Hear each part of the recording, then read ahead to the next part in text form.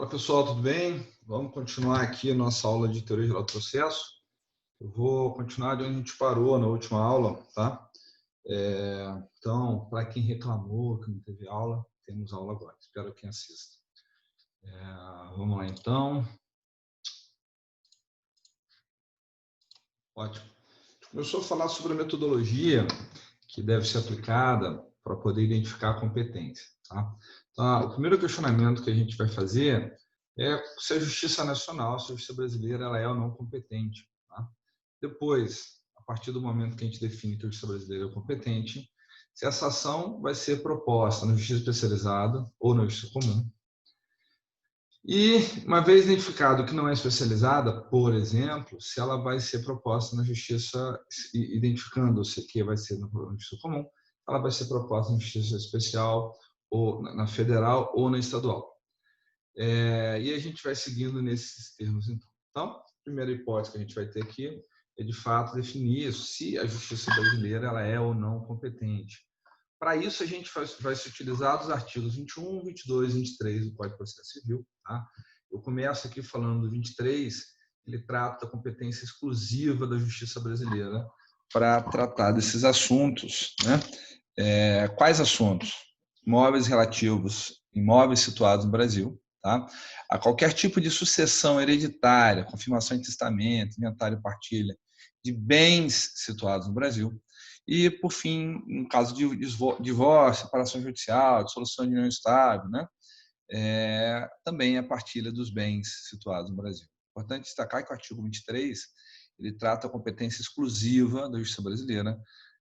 Por mais que eu tenha uma ação que trate desse assunto fora do Brasil, essa ação não será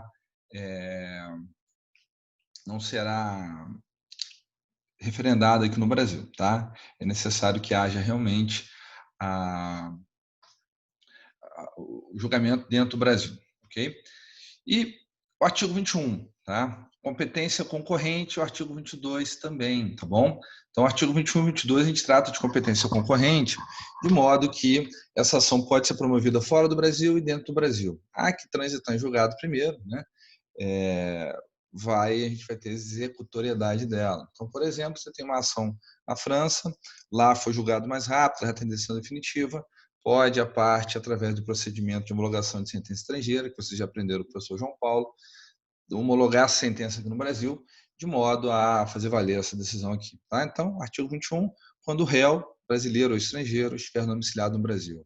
Aqui, gente, não independe se ele é brasileiro ou se é estrangeiro. O importante é que o réu esteja domiciliado no Brasil, a justiça brasileira ela é competente. Tá?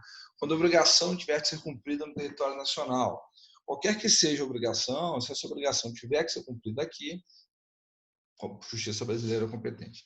Ou quando o fato que gerou aquela ação tiver ocorrido no Brasil, o Brasil também vai ter competência, a justiça brasileira também vai ser competente para julgar essa demanda. Tá? O artigo 22 vai tratar das ações de alimentos, tá? Quando o credor tiver qualquer tipo de vínculo ou residência no Brasil, ok? Credor, quando o credor, ou seja, quando o réu na ação de alimentos tiver qualquer tipo de tiver domicílio ou residência no Brasil, ótimo, evidente, tá? E aí você pega a mesma regra anterior. Ou quando este réu, quando este devedor de alimentos,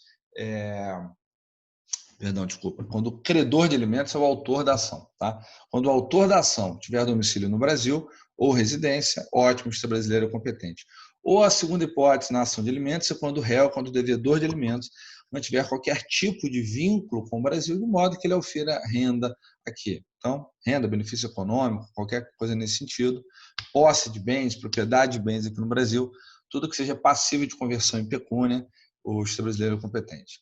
Ações decorrentes em relação de consumo, quando o consumidor tiver domicílio no Brasil ou residência, e as ações que as partes expressa ou tacitamente submeterem à jurisdição nacional. Ok? Então, maravilha que a gente já consegue definir se a justiça brasileira é comum. O segundo passo que a gente vai ter, uma vez identificado se a justiça brasileira é comum, a gente vai fazer uma análise de que tipo de justiça vai ser competente para o julgamento. Tá? Então, vamos lá. A primeira questão que a gente vai ver aqui vai ser justamente se a justiça especializada, tá? Ela é competente ou se não vai ser justiça especializada, vai ser justiça comum.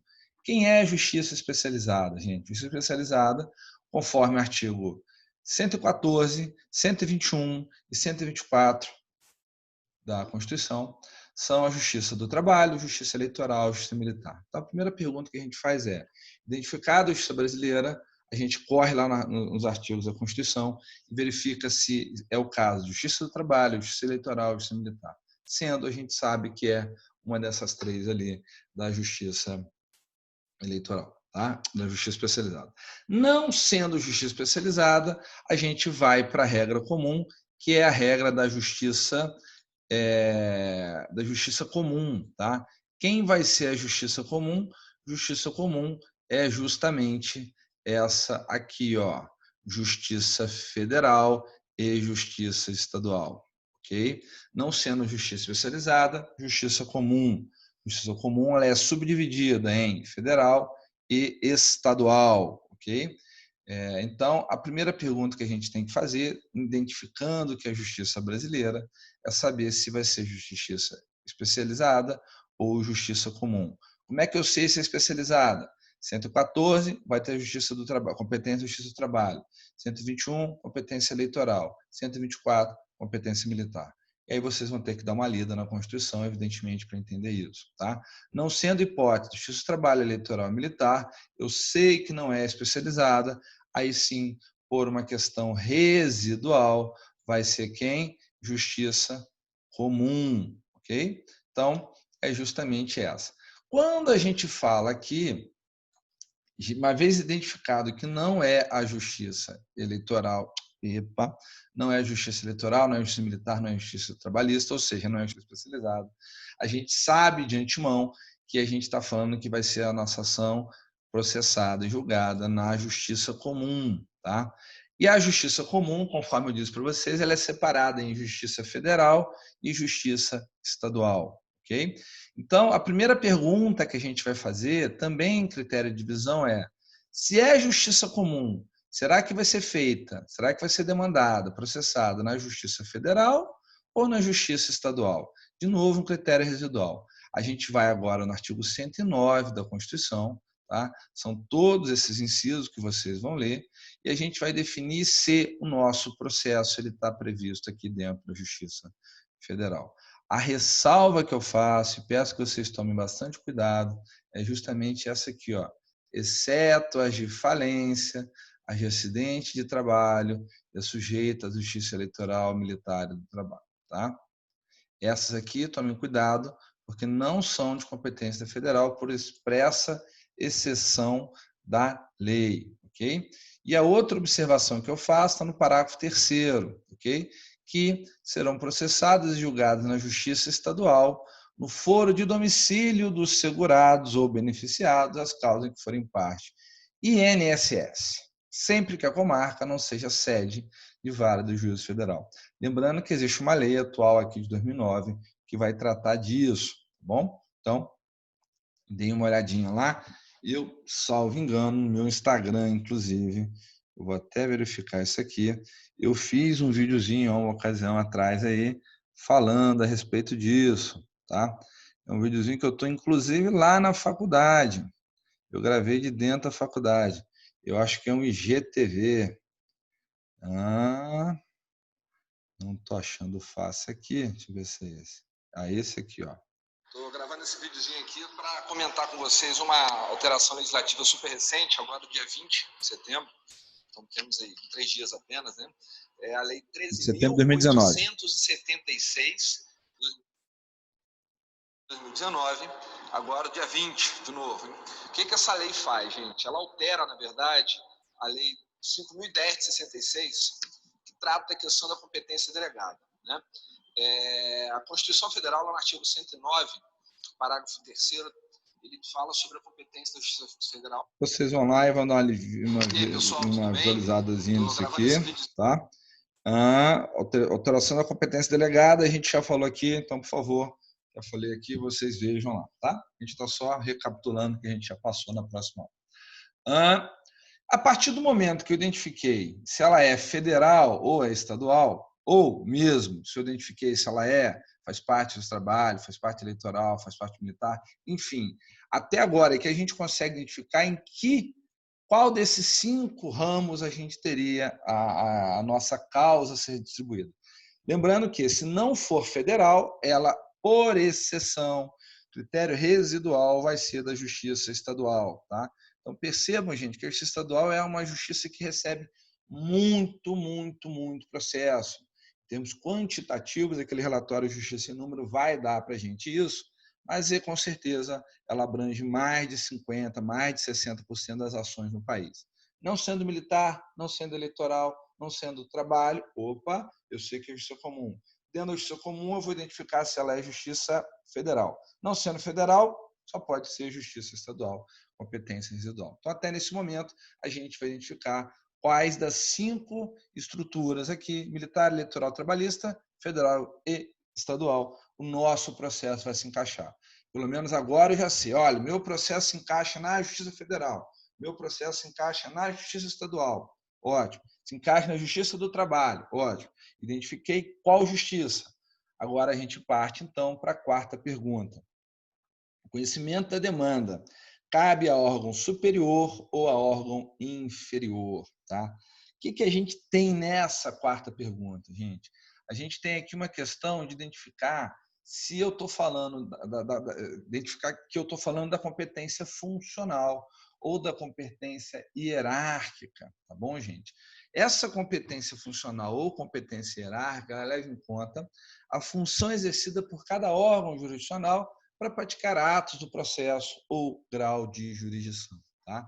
Então, por exemplo, aqui a gente vai identificar se o meu processo ele vai ser distribuído no 1º grau de jurisdição, para que eu costumo brincar, os réis mortais, ou se eu tenho alguém, tá, com alguma prerrogativa de foro. Simples assim. Então, primeiro exemplo ali, uma ação direta de inconstitucionalidade. A gente vai julgar onde? Lá no STF, Lei Federal, né? Do STF, porque o artigo 102 da Constituição trata disso.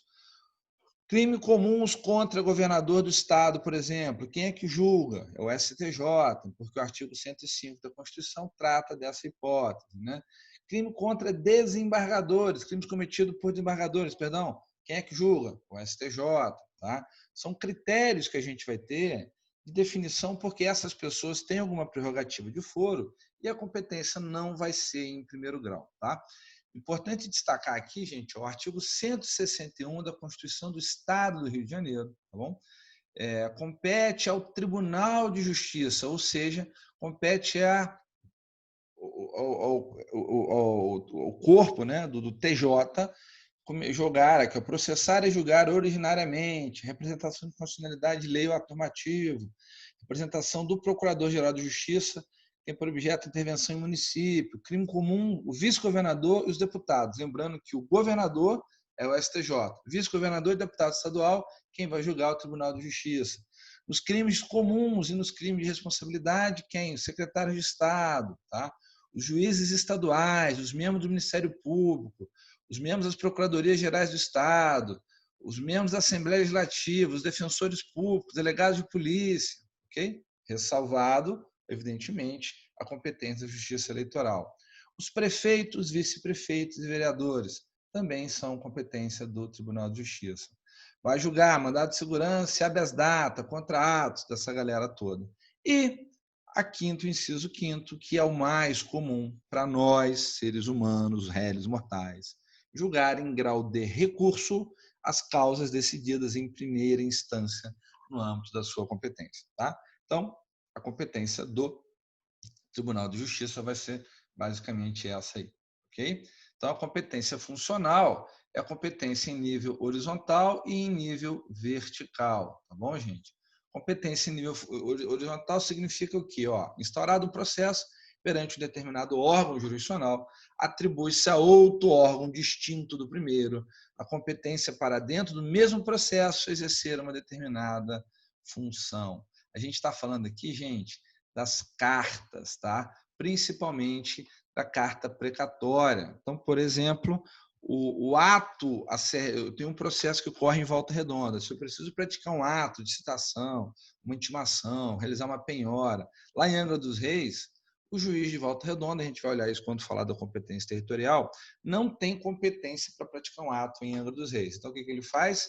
Juiz de mesma instância, mesmo nível horizontal, o juiz de Volta Redonda manda uma carta precatória, para o juiz lá de Angra, para que o juiz de Angra faça aquele ato necessário, tá bom? Competência em nível vertical. Instaurado um processo perante um determinado órgão, atribui-se a outro órgão distinto do primeiro a função de conhecer dos recursos que nesse processo venham a ser interpostos. Competência funcional em nível vertical, a gente está falando de competência de nível recursal, ok? Saiu uma decisão em primeiro grau, não estou satisfeito com ela, eu posso entrar com recurso, seja lá qual espécie de recurso for. Agravo de instrumento, apelação, enfim, recurso ordinário, no Justiça do Trabalho. E aí o que eu tenho? Eu tenho que o nível superior ele vai julgar esse recurso através dessa competência em nível vertical. Tá? E competência funcional entre processos também, a gente vai ver no mesmo processo que o juiz da execução é competente para julgar os embargos da execução, vocês vão aprender isso lá na frente. Quinta pergunta. Agora eu já sei que a Justiça Brasileira é competente, se é especializado ou se é comum. Se não for especializado dentro da comum, se é federal ou se é estadual, definir. E eu definir onde que eu vou distribuir, se é em primeira instância, primeiro grau, segundo grau ou nos tribunais superiores. Maravilha. Tá? A quinta pergunta, basicamente, a gente está falando quando eu tenho primeira instância. Tá? Qual a comarca, qual o foro, né, que a gente vai distribuir aqui? Então, na definição de comarca, gente, primeiro eu vou falar uma coisa para vocês aqui. Ó. A primeira coisa que eu vou ter é nomenclatura. Né? Ou eu tenho comarca. Comarca é a nomenclatura utilizada para quem? Para a Justiça Estadual. Okay? A Justiça Estadual utiliza a comarca. A comarca é quase igual à cidade. Quase igual porque cada estado vai ter a sua definição. No estado do Rio de Janeiro, nosso estado aqui, praticamente toda cidade é uma comarca. Exceções, eu vou ter Porto Real e Coatis, que são duas cidades, uma única comarca. Cardoso Moreira e uma outra lá no norte do estado, e tem mais uma. Tá? Eu vou ter também aqui no centro urbano Mesquita, eu acho que está junto com Nova Iguaçu. São 3 exceções, eu acho, no estado do Rio de Janeiro, 3 ou 4 só, ou seja, praticamente todas as cidades são comarcas. Fora do estado do Rio de Janeiro, quando você vai lá para Goiás, para Pará, enfim, a gente vai ter isso com maior quantidade. Várias cidades, uma única comarca. Minas Gerais mesmo, tá? Então, cuidado com isso. E a seção judiciária? A seção judiciária, gente, é também a mesma questão, tá? Se eu botei aqui, não. Quando eu falo de seção judiciária, a gente está falando justamente, eu tenho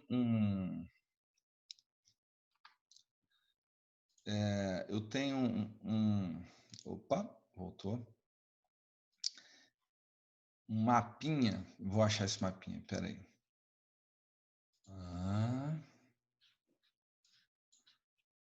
Eu vou tratar justamente da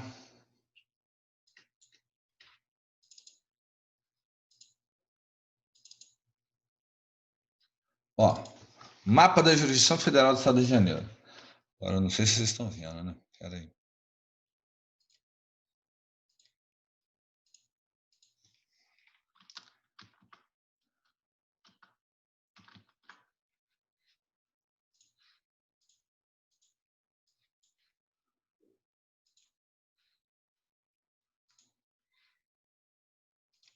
Eu acho que vocês estão vendo aqui, vamos ver. Isso aqui, Espírito Santo? Não, não é Espírito Santo aqui. Estado do Rio de Janeiro.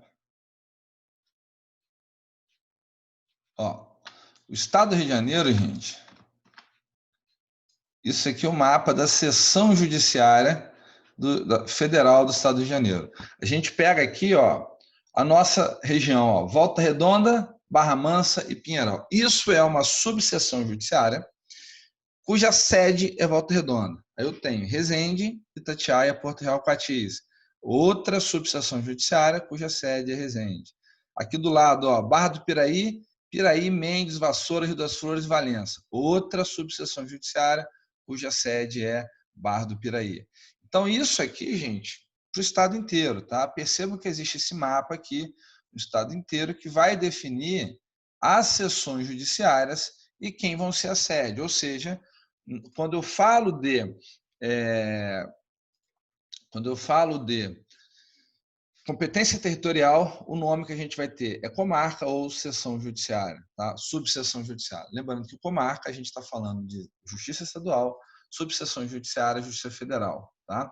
E na justiça eleitoral a gente ainda tem as zonas, tá? E aí a cidade, né, vai ter mais de uma zona às vezes, ok? Então vamos lá. Quando a gente está tratando aqui da competência territorial, a competência territorial, gente, civil vai ser regulada pelo CPC, tá bom? A competência territorial penal, o Código de Processo Penal vai regulamentar isso, tá? A Justiça do Trabalho, a CLT vai regulamentar. A gente vai ter duas regras, uma regra básica, tá? E a regra especial. Qual é a regra básica? A regra básica é que a ação tem que ser distribuída no foro de domicílio do réu, onde o réu reside, onde ele tem domicílio. Só que a gente sempre, quando fala de competência, o que é que eu tenho? Primeiro especial, depois geral, tá? Primeiro especial significa o quê? Vamos identificar se eu tenho uma regra especial. Não tendo regra especial, foro geral. Competência especializada, justiça especializada, não sendo especializada, competência comum. Foro especial, competência territorial especial, regra especial, não tem regra comum. Qual é a regra comum? Foro de competência do domicílio do réu, tá? Então, na competência territorial, é justamente isso que a gente vai levar aqui. Então, a regra geral é o artigo 46 do Código de Processo Civil. As ações fundadas em direito pessoal, as ações fundadas em direito real sobre bens móveis, tá? Serão propostas no foro do domicílio do réu. Serão propostas, em regra, no foro de domicílio do réu, ok? Competência do domicílio do réu, ela é residual, ou seja, só é definido quando não prevista no foro especial. E quais são as regras de foro especial, gente? E são todas as outras a partir do 46. Tá? 47, eu vou falar do foro da situação da coisa. Quando eu estou falando de ações sobre imóveis, a ação não é nem no autor nem no réu, no foro do domicílio e localização da situação do imóvel. Tá? Foro do autor de herança, artigo 48, do último domicílio no caso de ação contra ausente, inventário, ações em que incapaz for réu, domicílio do seu representante, ação de separação judicial, conversão da separação em divórcio, anulação de casamento, foro do guardião do incapaz. Observação, essa regra aqui, no Código de Processo anterior, dizia que era no foro da esposa, tá? Como, evidentemente, o Código era anterior à Constituição e a Constituição deu paridade aos homens e mulheres, não há que se falar mais em foro do domicílio da mulher, tá? Então, aqui ficou o foro do guardião do incapaz. Ação de alimentos, no foro de domicílio do alimentando, tá? Da pessoa que precisa de alimentos. Ação contra a pessoa jurídica, lugar onde a obrigação deve ser satisfeita, tá? Sociedade sem personalidade jurídica, onde exerce a atividade principal, na reparação de danos, exceto na de delito ou acidente de veículos, cuidado, lugar do ato ou do fato, e nas ações de reparação por conta de delito ou acidente de veículo, for domicílio do autor ou local do fato. Tá? Não sendo essas regras aqui, regra geral, que a gente vai falar então do domicílio do réu. Ok? Metodologia, sexta pergunta, qual o juízo competente? Qual a vara competente? Gente, aqui a gente está falando da competência em razão da matéria, competência ratione materiae, ou competência em razão da pessoa, competência ratione personae. Tá bom? O que é isso, gente? Na justiça estadual, a gente vai ter inúmeras varas, tá? Como a gente viu lá no artigo 50, né? Quando a gente falou do Codigerge. Deixa eu achar esse negócio do Codigerge quando a gente fala de volta do Rio de Janeiro. Aqui, ó. Haverá na comarca da capital do estado 50 juízos da vara civil, família, fazenda pública, órfãos, sucessões, registro, empresarial, infância e juventude, e aí vai. O que significa isso, gente? De novo, critério especial, não critério especial, regra comum e geral. Quando eu estou falando da competência em razão da matéria, a gente tem que buscar isso daqui, buscar o Codigerge. tá? E aí, de novo, vocês têm que correr atrás e ler, tá bom? No CODIGERG vai estar escrito lá o que julga o juiz da vara de órfãos de sucessões. O juiz da vara de órfãos de sucessões vai julgar o quê? Inventários, né? Testamentos, esse tipo de coisa. Não é, meu caso não é inventário testamento. Então, peraí, o que eu julgo o juiz da família? Né? Vai julgar matéria referente à família. Vou lá ler, não é família. Pô, então deve ser o juiz da vara empresarial. Aí eu leio o que o juiz da vara empresarial fala. Não é empresarial. Ah, é criminal então? Aí eu leio, não é criminal. A gente vai batendo, gente, um a um desses. A partir do momento que eu não acho quem vai ser o juiz competente, o juiz do cível, tá? O juiz do cível tem competência residual de tudo aquilo que não está especificado nas outras competências especializadas dentro dessa história da matéria, tá bom? Volta Redonda, vamos lá. Volta Redonda tem 6 varas cíveis, 3 varas de família, uma infância e juventude e as varas criminais, tá?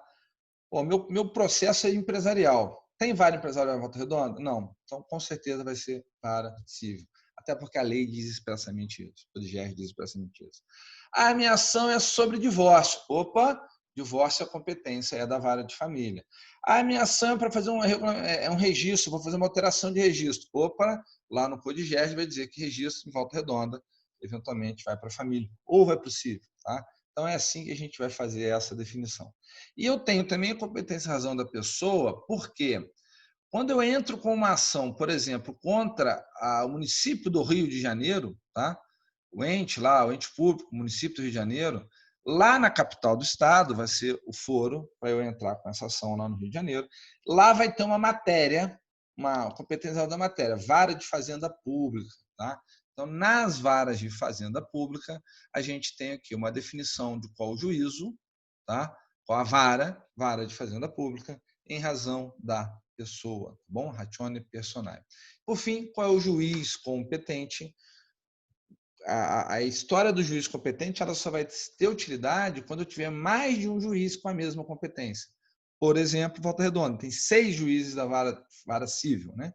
Qual dos 6 que eu vou distribuir? Aí eu tenho 2 hipóteses.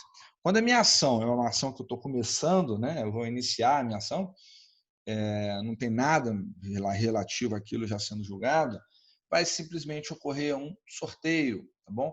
Então, vai ocorrer a distribuição para uma dessas 6 varas através de um sorteio, tá bom, gente?